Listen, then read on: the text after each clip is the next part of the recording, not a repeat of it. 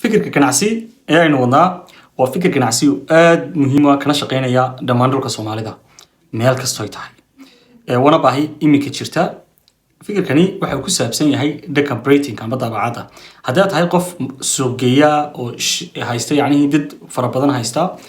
amba awood leh in uu isagu noqon karayo mulkiile waxaad samayn kartaa adigoo kharash aad u badan ka bixin in aad u shaqeyso third party oo kale way macnaheedu tahay inaad qofkii macaamilka ahaa markaad hesho aad servicekiisii ugu dhamayso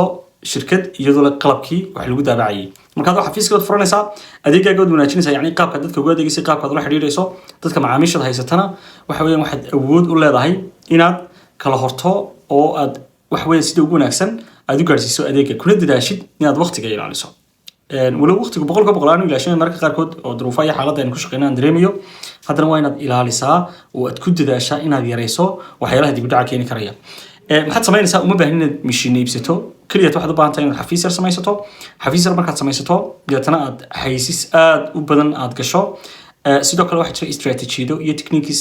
the businesska lagu dhiso marka la doonayo in la hormariyo marka laga soo qaadayo scratch kan xagga ugu hoose laga soo qaadayo marka fikirkan ganacsi waa fikir ganacsi oo shaqeynaya baahidiisa la qabo qof kasta inuu jecel in degdeg lagu adeego mana jecla dadku inta badan inay tagaan xafiisyada shirkadka waxyaalaha yacni daabacadaha la tacalluqa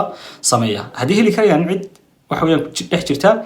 oo si wanaagsan uga adeegta waa fursad lacag fiican laga samayn karayo sidoo kale lagu xallin karayo caqabad jirta maadaama dadkii soo badanayaan baahidii daabacadda ee waxa la tacalluqayna ay aad u badanayaan marka waa mid aanad sugi karin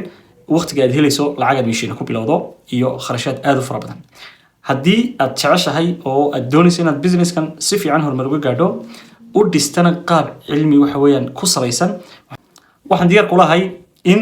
aan kula dhiso oo aad ka gaadho natiijada wanaagsan